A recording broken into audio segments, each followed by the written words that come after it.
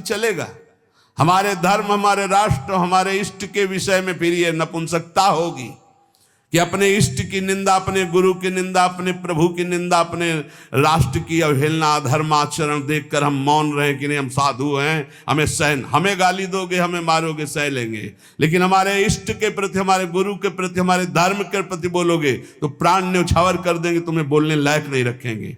धर्म का स्वरूप यही है, हमें सताओ हम सह लेंगे, लेकिन हमारे धर्म पे, हमारे गुरु को, हमारे इष्ट को अगर अवहेलना की तो फिर उसमें क्षमा नहीं होगा। ये सिद्धांत रखना चाहिए। हमें गाली दोगे सह लेंगे, लेकिन हमारे इष्ट को, हमारे गुरु को, हमारे धर्म को नहीं। उपासक दो ही भाव से भगवान के मार्ग में चलता है। एक तो भय, भय से भयभीत होकर भगवान के मार्ग, जो सब हित आवा सरनाही रखियो ताई प्राण की नाई। और दूसरा किसी महापुरुष के आश्रय से अभय होकर चल देना, वो महापुरुष के आश्रय से होगा। पहला है विचारों के द्वारा भयभीत हो जाना और भगवान की शरण में हो जाना। जैसे महाराज शुद्धोधन के एकमात्र पुत्र थे सिद्धार्थ, जो महात्मा बुद्ध के नाम से कहे गए, बहुत विवेकवान थे। इनके विवेक को देख करके राजा शुद्धोधन ने अपने पूरे मंत्रिमंडल में आदेश कर दिया था, कभी भी इनको वृद्ध न दिखाया जाए, रोगी न दिखाया जाए, कुरूप न दिखाया जाए और मृत शरीर न दिखाया जाए। ऐसी जगह इनको बचा लिया जाए, ये देख ना पावे। बहुत विवेकवान थे। तो ये देख करके शुद्धोधन जी ने कि कितने सिद्धार्थ विवेकवान है, अगर इसने रोगी को देखा, वृद्ध को देखा, मृत को देखा, कुरूप को देखा, तो पता नहीं क्या निर्णय कर लेगा। इसलिए 4 बातों के लिए राज मंत्रिमंडल में निषेध किया गया था। कभी भी युवराज को वृद्ध, रोगी, कुरूप या मृतक न दिखाया जाए। अगर कभी ऐसा हो तो इनको घेर लिया जाए और वो देख ना पाए। लेकिन भगवान के विधान पर राजा का विधान थोड़ी चलता है। एक दिन उन्होंने पिता से आज्ञा ली कि मुझे नगर अपना देखना है। आज्ञा कर दी, पर उनके मित्र और साथियों को कहा हमारी 4 बातें याद रखना, रोगी, कुरूप या वृद्ध या मृतक हमारे राजकुमार की दृष्टि में नहीं पड़ना चाहिए। नगर देखते हुए जा रहे थे कि उन्होंने देखा झुकी कमर, जर्जर दे, लाठी टेकता हुआ एक वृद्ध जा रहा है। तुरंत उन्होंने घेर लिया कि ना देख। उनका रुको, ये क्या है?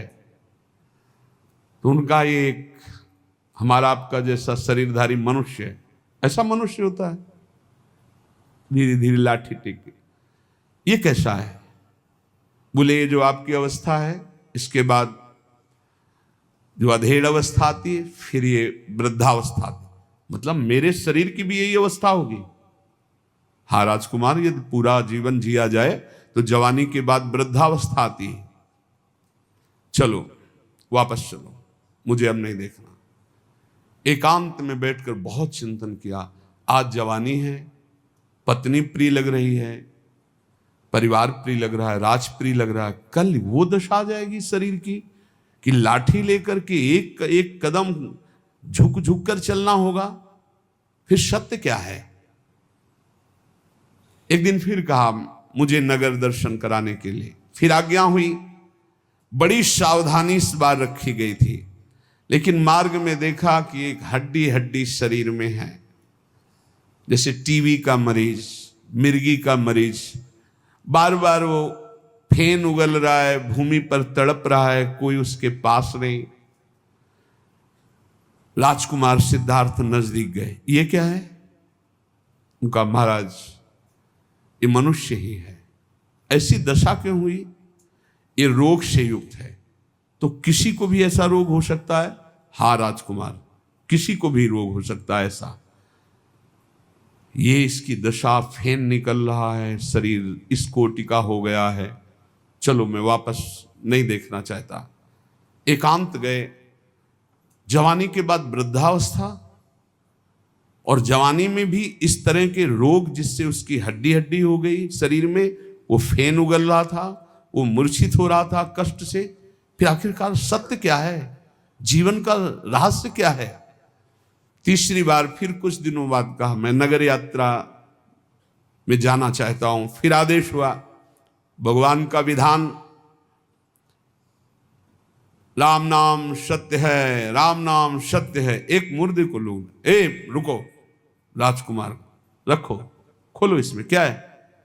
राजकुमार ये तो शव है। ये क्या होता है?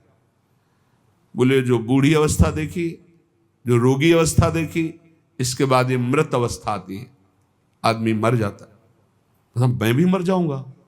हाँ, अगर वृद्धावस्था आई, रोग अवस्था आई, तो उसके बाद मृत्यु अवस्था होती। तो जीवन का सत्य क्या है? यही जीवन का सत्य है। राजकुमार मैं इस विषय में तो नहीं जानता, पर यह जरूर दशा सबकी आती है। तो मृत्यु का ग्यास कभी भी बना जा सकता है। हाँ राजकुमार, कभी भी मरा जा सकता है। बुढ़ापा, रोग, मृत्यु, जब इससे जीवन ग्रस्त है तो आनंद कहां है? यह आनंद की खोज कैसे पूर्ण होती है? यह सत्य क्या है? बस उनके हृदय में बड़ी ग्लानि हुई।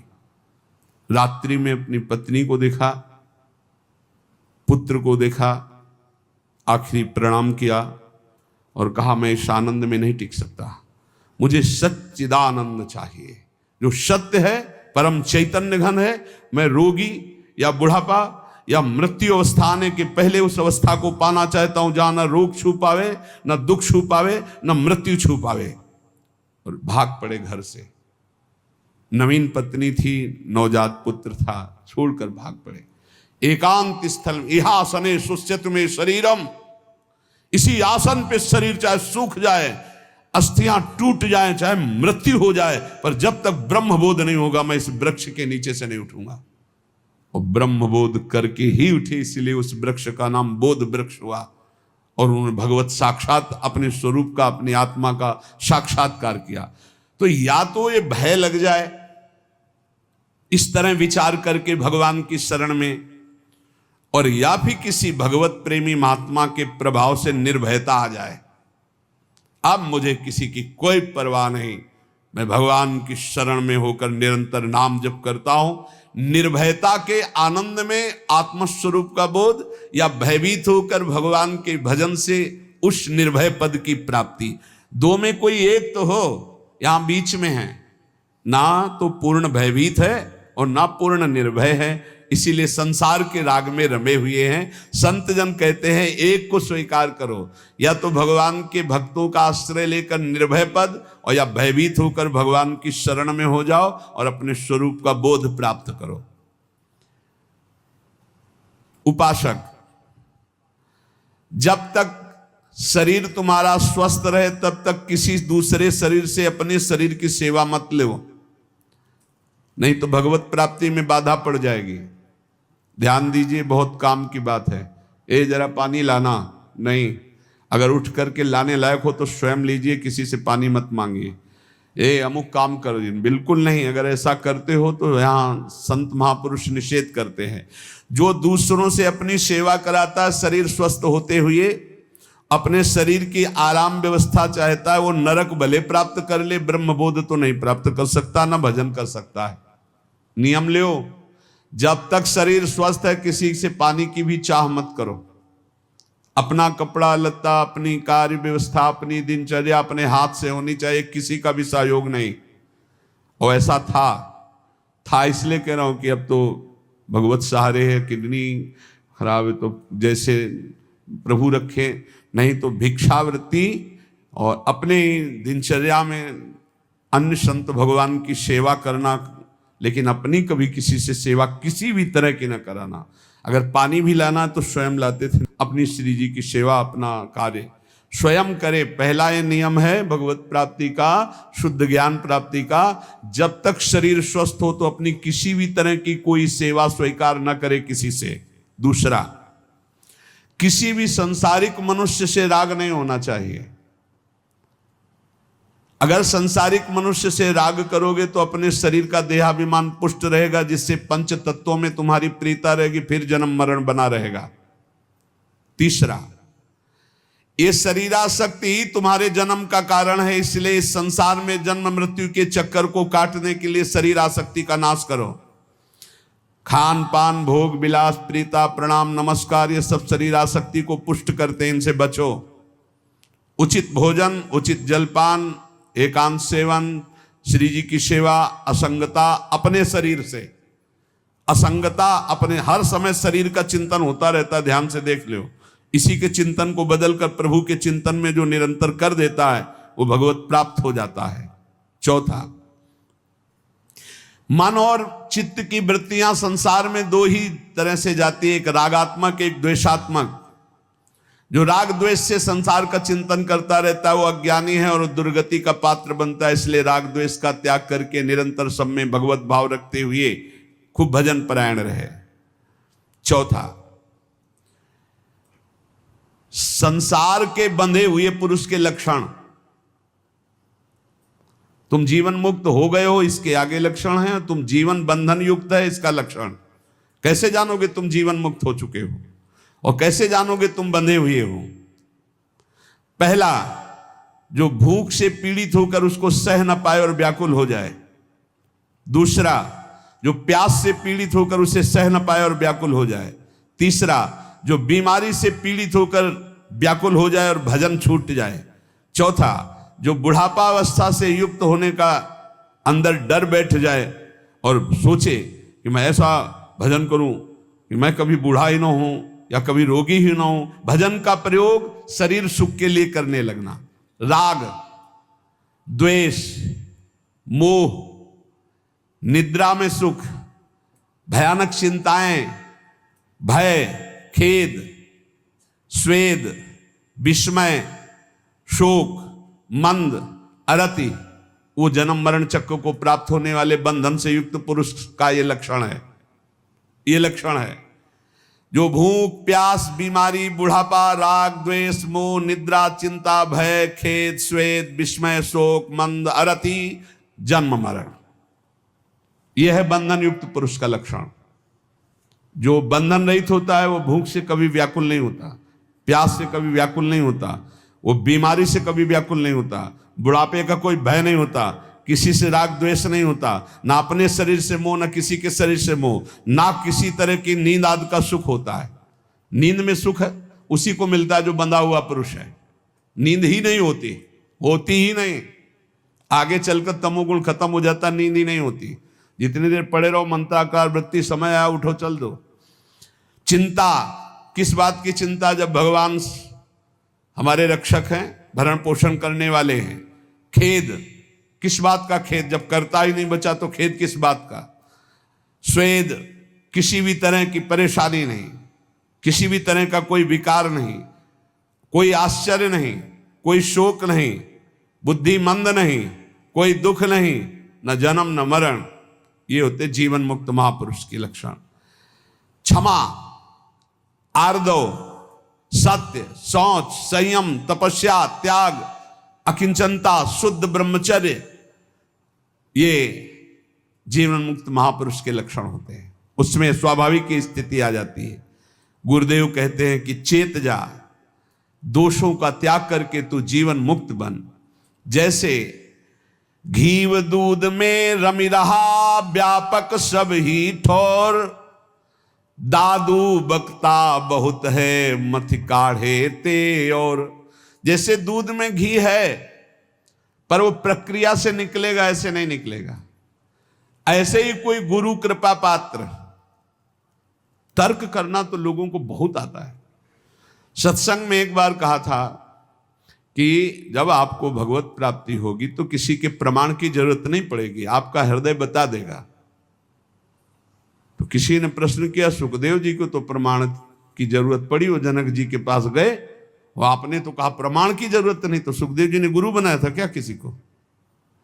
अभी तो पैदा हुए थे, नार व्यवहार के सहित चले थे, और जब अपने स्वरूप का बोध हुआ तो प्रमाण कौन दे कि यही ब्रह्म तत्व है? लेकिन यहां तो प्रारंभ ही गुरु कृपा से होता है। यहां गुरु कृपा से ही प्रारंभ होता है, बिना गुरु कृपा के कोई साधन ही नहीं चलता। ऐसे कोई आज तक बताओ प्रमाण कि जो जन्म लिया हो, जिसका नाल छेदन ना हुआ हो, ब्रह्मबोध संपन्न महापुरुष हो और घर बार त्याग कर चल दिया हो। अरे सुखदेव जी, सब सुखदेव जी है उदाहरण। बहुत चालबाज, बहुत बुद्धि चलती है। बोले आपने कहा था कि ब्रह्मबोध महापुरुष को प्रमाण की जरूरत नहीं होती, सुखदेव जी को तो प्रमाण की जरूरत हुई। सुखदेव जी कोई साधक है? सुखदेव जी ने गुरु बनाया था किसी को? नार व्यवहार सहित ऐसे चल दिए। यम प्रव्रजंतम अनुपेतम अपेत कृत्यम द्वैपायनो विरह कातर आजुहाव। पीछे पीछे द्वैपायन भगवान व्यासदेव जी, हा पुत्र पुत्री तन्मय तयातरो भिने दुस्तम सर्वभूत हृदयम मुनिमान तो उसमें एक बार मुड़ के नहीं देखा। सुको हम वृक्षों से निकलने लगा। पर जब ब्रह्मबोध महापुरुष को लगा कि क्या ये जो हमारी स्थिति यही पूर्ण स्थिति है। अब ये कैसे आया? क्योंकि गुरु नहीं बनाया। तो गुरु के बिना पूर्णता कैसे होगी? तो जाना पड़ा गुरु जी के पास। और यहां तो शुरुआत ही गुरु जी से होती है। अगर कोई परमार्थ का साधक है तो वो गुरु प्रदत्त नाम मंत्र से, तो गुरु हृदय में बैठ के बता देगा यही स्थिति है। इसीलिए कहते तुम्हें किसी और से प्रमाण की जरूरत नहीं, क्योंकि गुरु मंत्र मिल गया है।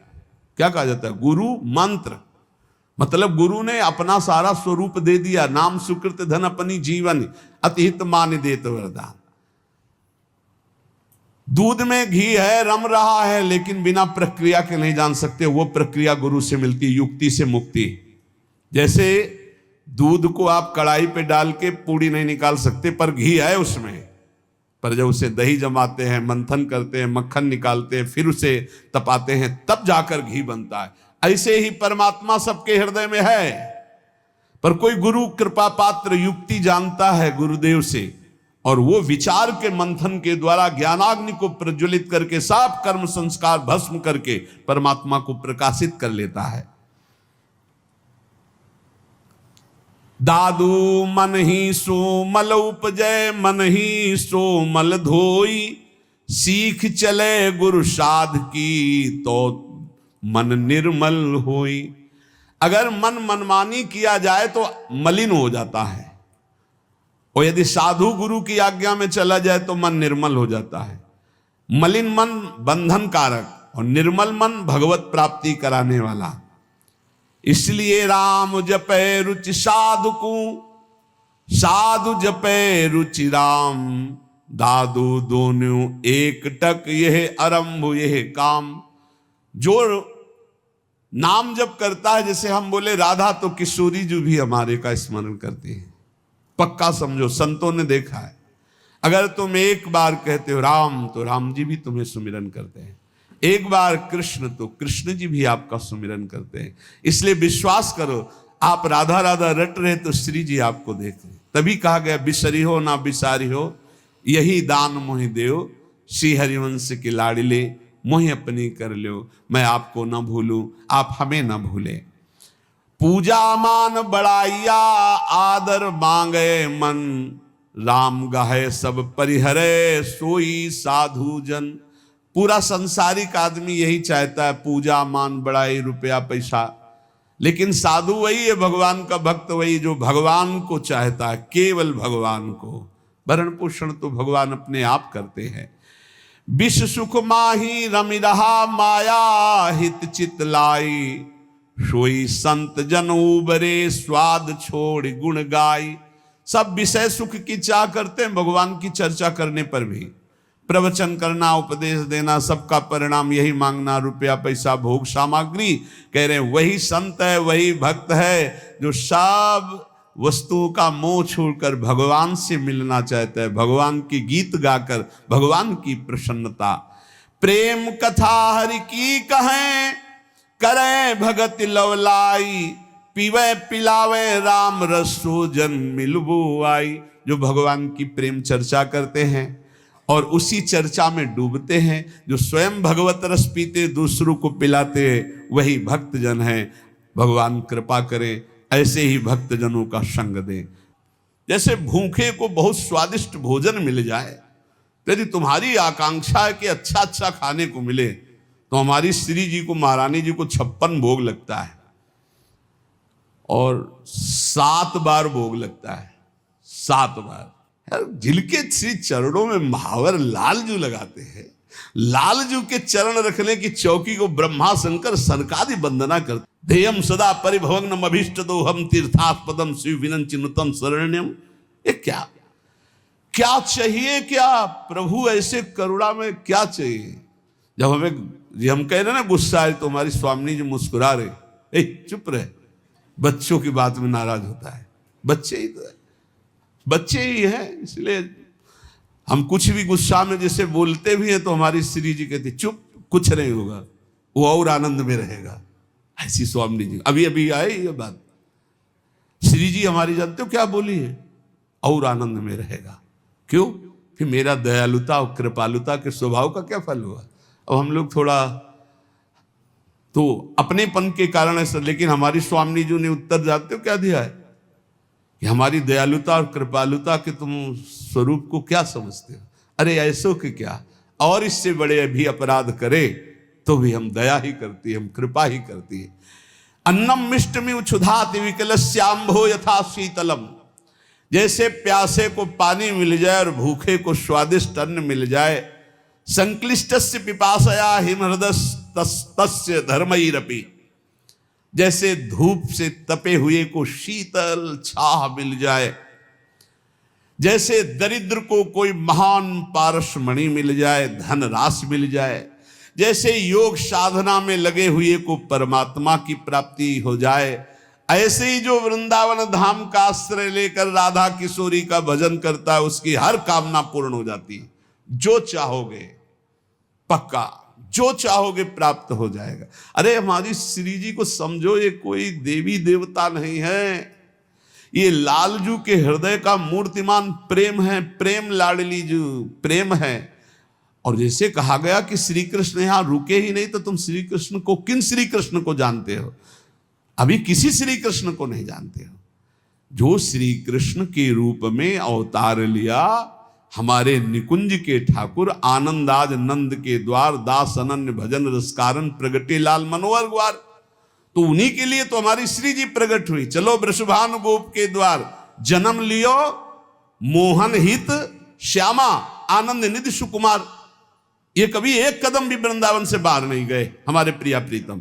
और जो देवकी नंदन आए थे, नंद नंदन के श्रीअंग में लीन हो गए, और जब गए तो वही अक्रूर जी को अनुभव कराया, शेष सैया पर शयन करने वाले भगवान हरि, यही निकल करके वही भगवान गए। और उन्हीं भगवान की सब शक्तियां उनकी सेवा में 16,108 रानियों की रूप में हुई। लेकिन हमारे किशोरी किशोर यही वृंदावन, ये केवल मेरी बात थोड़ी है, लाखों प्रेमी अभी है, और आचार्य परंपरा से लाखों प्रेमी उनका साक्षात्कार कर रहे हैं, करते रहे हैं और करते रहेंगे। यही विराजमान है प्रिया प्रिय। ये कोई हम पढ़ी लिखी बात नहीं कर रहे, हम जी रहे हैं उन्हीं से भाई, हम जी रहे हैं, हम ऐसे नहीं तुमको सुना रहे हैं, हम उन्हीं से जी रहे हैं। वो यहाँ हैं, वो यही हैं, पास हैं, हर समय रहते, एक क्षण भी बिछुड़ते नहीं हैं। छिन छिन बिहरत संग, छिन छिन निरखत प्रेम भर, छिन जस कहा तभंग। ये जो कृपा हरिवंश की, ये हम केवल प्रवचन नहीं कर रहे हैं, ये हमारा जीवन है। हमें कोई तुमसे कोई स्वार्थ लेना देना थोड़ी, हम केवल तुम्हारे मंगल के लिए भगवत प्रेरणा से चर्चा कर रहे हैं। ये बातें बताई नहीं, हमारे प्रिया प्रीतम एक कदम यहां से बाहर नहीं जाते। जो बाहर से आए थे वो बाहर चले गए, जो यहां हैं वो यही हैं, कहीं नहीं गए हैं। वृंदावनम परित्यज्य पादमेकम न गच्छति।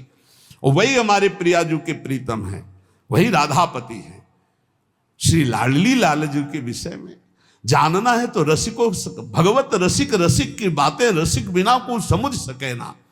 श्रीपाद प्रबोधानंद जी महाराज कह रहे हैं, श्री वृंदावन धाम में नाना शक्ति प्रकटयति यो चिंत नाना तनुभीर।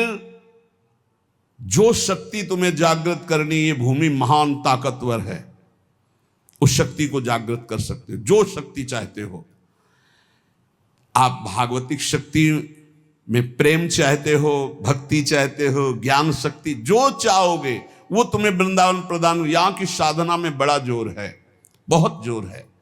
पर हम आपको फिर प्रार्थना कहते हैं कि आगे समय ऐसा आता जा रहा है कि शुद्ध मार्ग अपहृत होता चला जाएगा, भगवान की भक्ति का मार्ग अपहृत होता चला जाएगा। अब ऐसी ऐसी छोटी छोटी टुकड़ियां बन रही हैं धर्म को लेकर के, बांट बंटवारा करके, कि अपने ही धर्म की अवहेलना की जा रही है, अपने ही भगवान की मान्यता को मिटाया जा रहा है। बहुत से तो ऐसे अपवित्र हृदय के हैं कि भगवान के स्वरूप को, भगवान के अवतार को, भगवान की लीलाओं को ही नहीं मान रहे। पता नहीं कौन सा ज्ञान जागृत हो गया है। बहुत जल्दी कलिकाल का आगे विकराल रूप आने वाला है। ये थोड़े समय के लिए है, ये बीच का जो अभी समय आया है, ये कुछ ही समय समझ लीजिए कि जैसे पीछे 100 तो आगे बहुत बहुत 100 वर्ष और समझ लीजिए। इसके बाद जो आतंक शुरू होगा वो भजन के बहुत विपरीत होगा। भजन नहीं कर सकते आप, सुना नहीं जाएगा, जिया नहीं जाएगा, ऐसी ऐसी बातें, ऐसा ऐसा प्रपंच मानसिकता में बैठ जाएगा, क्योंकि अधर्माचरण हो रहा है ना। शास्त्र सम्मत आचरण करने से बुद्धि पवित्र होती है और शास्त्रों को पकड़ती है और उसके अंदर शक्तियां जागृत होती है। बड़ी सी दिव्य शक्तियां यहां विराजमान हैं, बड़ी दिव्य शक्तियां। नाना शक्ति प्रकटयति यो अचिंत नाना तनु भी। कौन सा कार्य ऐसा है जो ऐसे दुर्लभ हो? बस ये नाशवान शरीर बाल्यावस्था से इसी के राग को काटने के लिए परमार्थ में चले थे और उसी को राग को, तो उसको राग को पुष्ट करना है। कौन सी शक्ति ऐसी है जो है नहीं? कौन सी तिथि तारीख मिनट, जैसे लोग कह देते ना कि अमुक तारीख को यज्ञ करें और सब बकवास कर दिए। हम कह रहे हैं कि अगर तिथि तारीख और मिनट दे दे तो अगला मिनट नहीं जाएगा, वो मिनट तभी पूरा होगा जब पूर्ण हो जाएगी जो बात। ये कोई खिलवाड़ की बात नहीं है। राधा नाम में अपार सामर्थ्य विराजमान है। वृंदावन धाम में नाना शक्ति प्रकटयति ओ अचिंत नाना तनु भी। कोई भी दुर्लभता नहीं। एक बात इसमें है कि एक साकरी गली है प्रेम की, जिसमें प्रवेश हुआ जाता है तो साफ छोड़ करके निकला जाता है। लेकिन ऐसा ना समझे। एक बार श्री सदगुरुदेव भगवान ने कहा था कि ऐसा ना समझे जब दास उदास हो जाता है तो उसके स्वामी की अचिंत शक्तियां अपने आप काम करने लगती हैं। इसलिए दासों से बहुत होश से रहना चाहिए। इष्ट के विषय में जब कभी बोलने की बात हो तो सोचना चाहिए इस इष्ट के अनेकों व्यक्त और अव्यक्त दास है। सोचो क्या हालत होगी जब हरिराम व्यास जी ने केवल कबीरदास जी के लिए इतना कहा कि वो तो निर्गुणिया संत हैं, वो नित्य विहार रस प्रिया प्रीतम का, तो इतने में उनकी लीला बंद हो गई तो इनका क्या बंद हो जाएगा? इनका क्या हो जाएगा? जो लोग भगवान की वचनों से निंदा करते हैं, अवहेलना करते हैं, तो भगवान तो करुणा निधान, लेकिन उनके भक्तों को जो ताप पहुंचता है उस ताप का हिसाब कौन देगा? ये ना समझा जाए कि भगवान के भक्तों में शक्ति नहीं है। अनंत शक्ति संपन्न भगवान का दासत्व स्वीकार किए, पर वो एक मार्ग है जहां एक शर्त रखी गई है। किसी भी शक्ति का प्रयोग, किसी भी सिद्धि का प्रयोग किया तो इस मार्ग से हट जाओगे। इसलिए चुप, पिट भले जाएं, गाली भले खा ले, सब कुछ सह करके वो सीधे प्रभु की प्राप्ति के मार्ग में चलते हैं। नहीं तो श्रीपाद कह रहे नाना शक्ति प्रकटयति यो अचिंत नाना तनु भी। एक साथ अनेक रूप धारण करने की सामर्थ्य होती है भगवत भक्त में। एक ही समय में अनेक जगह एक तन, अनेक जगह में तन धारण करके नाना शक्तियां उसके अंदर जागृत हो। आप नाम जप करके तो देखो, भगवान के चिंतन में तो देखो अपार शक्ति है। श्री स्वामी मग्नानंद सरस्वती जी कई बार ऐसी जगह पकड़े गए कि जो आश्रम में भी थे और अपने भक्तों के समीप भी थे, तो कहा स्वामी जी आप तो कल वहां थे। तो शिष्यों ने कहा नहीं, कल तो कहीं गए नहीं, यहीं थे। ऐसी शक्तियां प्रकट हो जाती हैं भगवान नाम जप में, भगवत आराधना में। नाना अवस्था दद दुर्विधान योभिर वैर दृशौघाम। असीम प्रेम, असीम रूप माधुरी, असीम भाव, असीम रसधारा सब इसी नाम में विराजमान है। जो राधा राधा राधा रटते हैं असीम शक्ति जागृत हो जाती है। वो जो योग से सिद्धियां प्राप्त होती हैं वो राधा नाम में। श्री राधा किंकरी नाम लोठत चरणों अद्भुता सिद्धि कोटि। कभी किसी के द्वारा एक कहे जाने पर राधा नाम या राधा तत्व पर तुम्हें किसी को भी कोई संशय हो तो वृंदावन धाम में आना, श्री जी के चरणों के दासों से पूछना तो तुम्हारा संशय निवृत्त हो जाएगा। ये बाहरी लोग श्री जी के विषय में, राधा नाम में, राधा महिमा में ये अनविज्ञ हैं। कोई अगर जानता है तो किसी रसिक से मिलकर जानता है, अन्यथा नहीं जानता है। अंके पंके रुहवर मुखिम नित्यमेवं स्फुरंती प्रेमार्दात्मा पुलिक तनुर्लालयन हृष्ट रोमा कुर्वन् कांचिन्नव नवरतिम भिक्षुतुम चित्रगोष्ठीम वृंदारण्यम व्रतति निलये भाति राधा विलासी। श्री कृष्ण चंद्र कभी श्री किशोरी जी के श्री चरणों को देखते हैं, कभी श्री मुखारविंद को देखते हैं, कभी प्रेमार्ध चित्त होकर पुलकित होकर अश्रु प्रवाह करते हुए श्री जी के श्री चरणों का लालन करते हैं। देखो कैसी हमारी श्री जी, कभी अपनी गोद में विराजमान करके हृदय से लगाकर अश्रुओं से श्री जी को अभिषिक्त करते हैं। ऐसे राधाशक्त, ऐसे राधाधीन, ऐसे राधा विलासी श्री श्याम सुंदर का जो वृंदावन की लता गृह में विराजमान है, हम आराधना करते हैं।